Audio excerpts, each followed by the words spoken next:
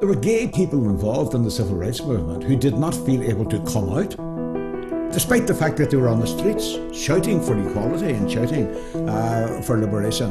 And there was a contradiction in that, obviously, which wasn't going to remain hidden for very long. It had to come out.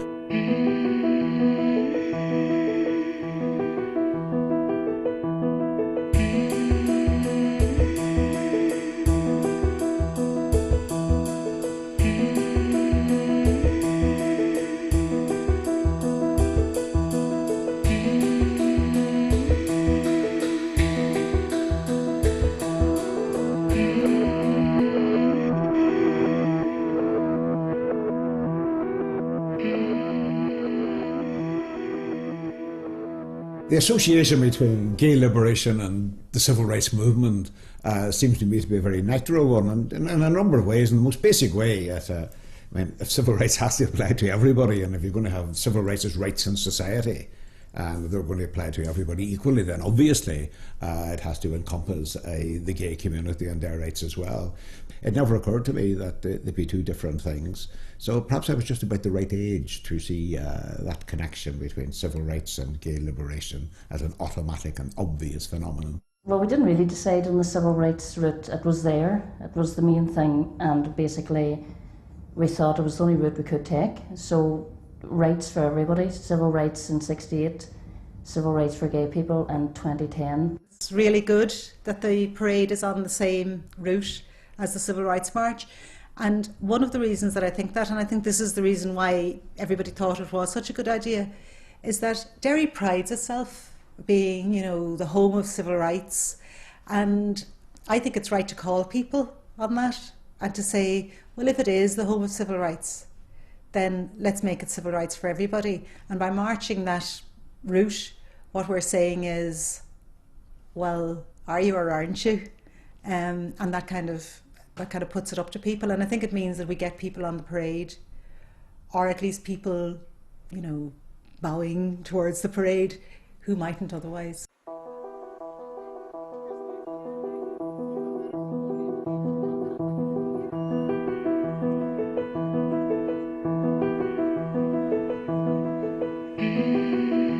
Years ago, it was our first parade in Derry. It was a daunting task, to say the least.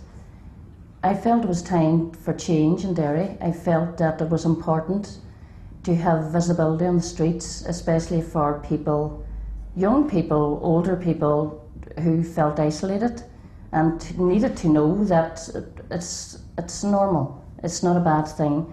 And there's people there. There's also people who can come onto the streets and be proud of who they are, and you don't have to stay in the closet, and it's not a sin and it's not a terrible thing to be gay. I've been the pastor in Bethel Baptist Church about 9 years. We are an independent Christian gathering of Bible-believing Christians. Our mission is just to reach out to the town of Derry to draw as many people to the gospel, to the foot of the cross as possible. Changing Attitude Ireland is an Anglican organisation, but with friends in all denominations, or nearly all. And we aim to work for the full equality and inclusion of lesbian and gay persons within the churches. Our opposition to the Gay Pride parade normally takes the place of not a picket, but just a protest. A picket sort of indicates that we're stopping people from getting past. And our intention is not to cause any nuisance, but to remind the people that are there of the fact that God loves them and Christ died for them, that there is a way out of that lifestyle if they want. It is not up to me to force anybody out, but to say, look, hold on a second, there is an alternative and you can get out. I actually think that my experience in Derry, this is not like situations in other times, where there would have been, protesters twice as numerous as the march or demonstration that they were protesting against. Now that's one situation. When you got this type of situation we got in Derry and in Belfast, and to a lesser extent in Dublin, the Pride marches over the last 15 years or so, in my experience, there are tiny groups of people come out to protest. I think they should simply be ignored. I don't think that people should be shouting insults at them. They're not worth it. They're too small. I mean, we shouldn't even our wit to the people who are protesting against pride marches. To me, the gay pride is one of those situations, not just here in Derry, but in Belfast and across the world, where almost an excuse for bad behaviour. That we were out last year and a number of people exposed themselves to the people that were standing preaching the gospel, and even in front of the police. And if you had done that anywhere else, the PSNI would have arrested you. But yet and all, because it's done in the name of homosexuality, it's let slide. The noise made by the anti-gay protesters is always from a very small group of people who themselves come from particular sects, extreme or fundamentalist Protestant sects. I think most people are not fundamentalists, they are not Bible worshippers. And I think most people, particularly people under the age of 50 these days, have more common sense, and I don't think they take too much notice of these people.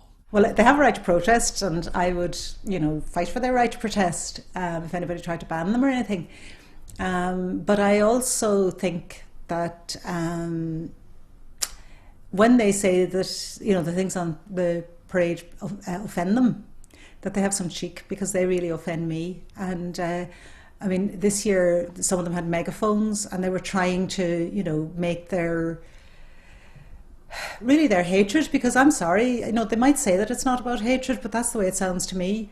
And they were trying to kind of pour that over the parade, and I found that really very annoying. And I know people say you should ignore them and everything, but I'm afraid I took my megaphone and started trying to drown them out, because I don't think we should have to listen to that.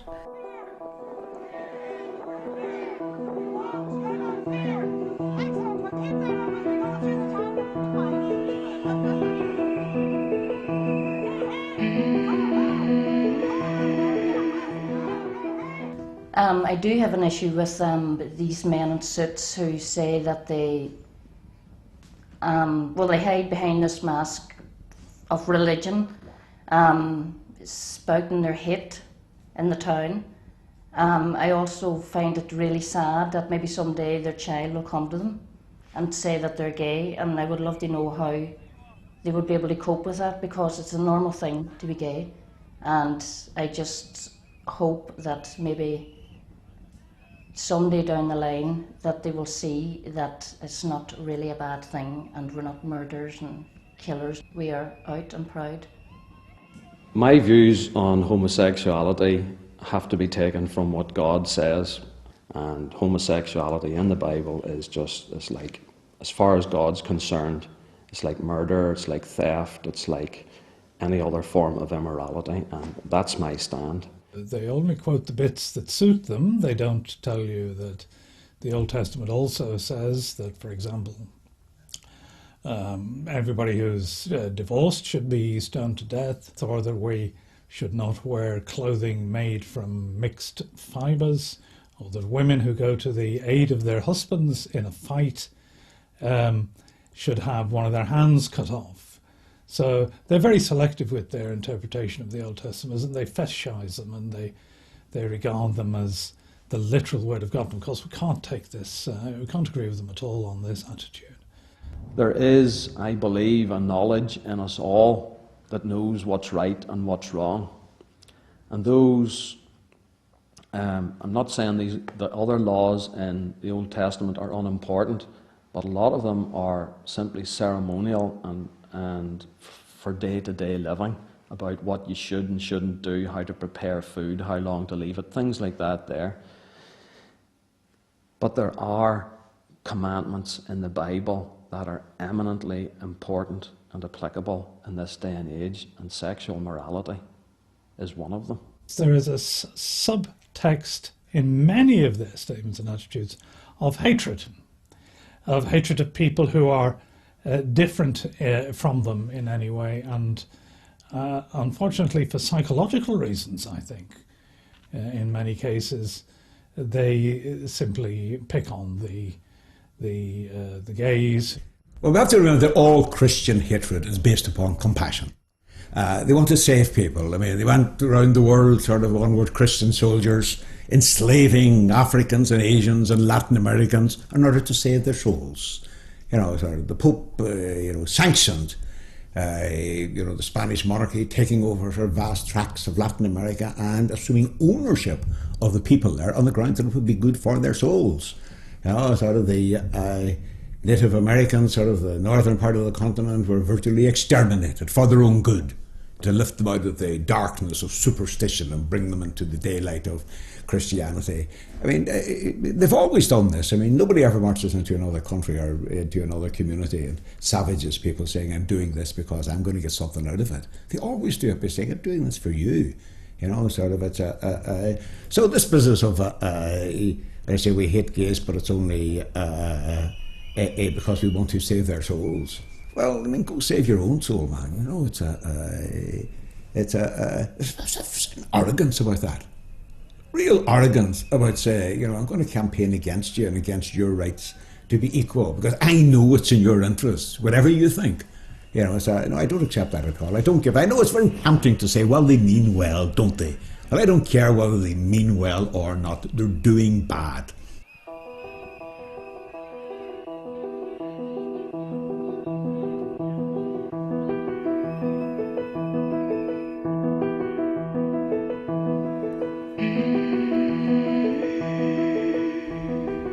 I think it's good to celebrate your sexuality. It's a good idea to have people in the streets. It's a great idea as a fun day, as a family day, as a celebration. I mean, in Derry we have marches that don't go so sweetly. So we have this colourful array of people coming onto the streets, enjoying every minute of it. The notion that it's this is what it's all about is, as far as I'm concerned, is not true.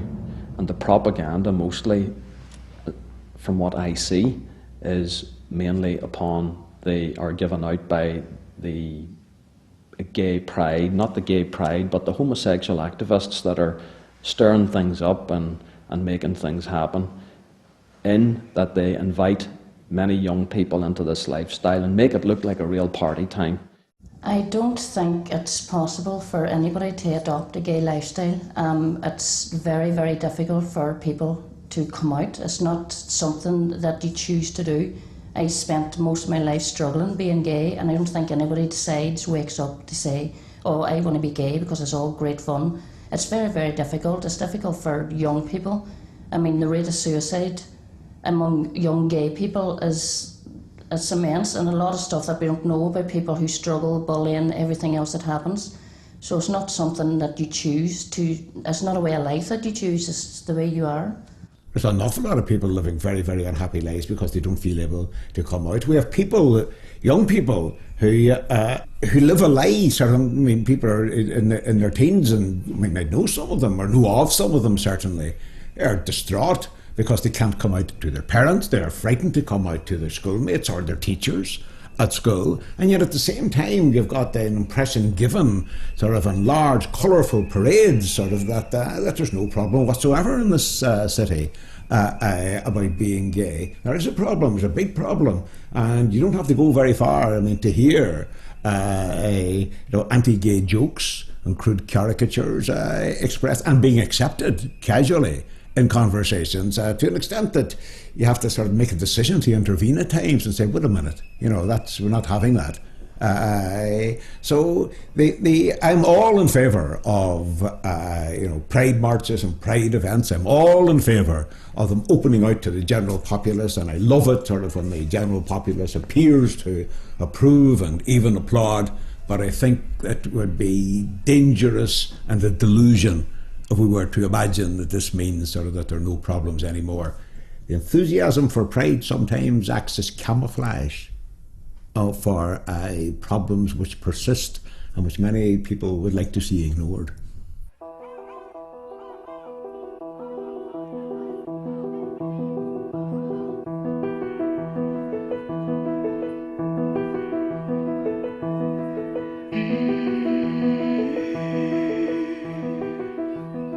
The Gay Pride Parade I think, is a very good idea for Derry. I think it's an affirmation.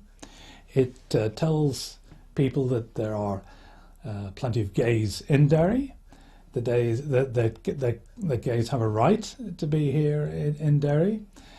And it's also a very enjoyable and colourful occasion.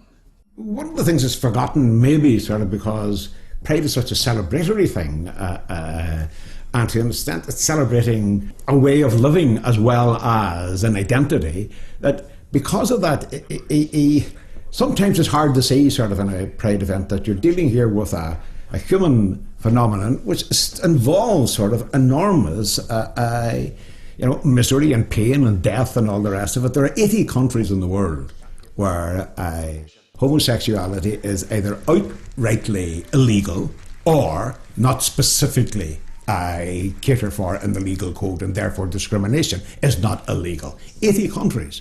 We've got places where death is being preached. We mustn't run away with the notion that there are no problems to be confronted and dealt with in relation to the place sort of the gay community in the world today. There are huge problems still, and for as long as those problems exist, there's a reason to march every year to focus seriously on those questions sort of, and to discuss what to do about them.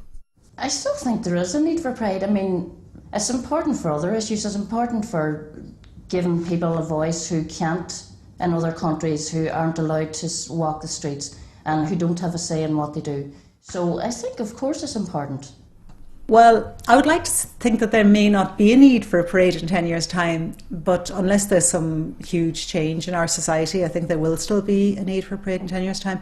And I certainly think that it's been really good that we've had two, and that they've actually worked as well as they have. I think there'll always be a need as long as there's a young fella or a young woman in school who's afraid to come out, or who's worse than that they're actually trying to pretend that they're straight because they don't want to, be ignored and bullied and all that, then we will always need a parade.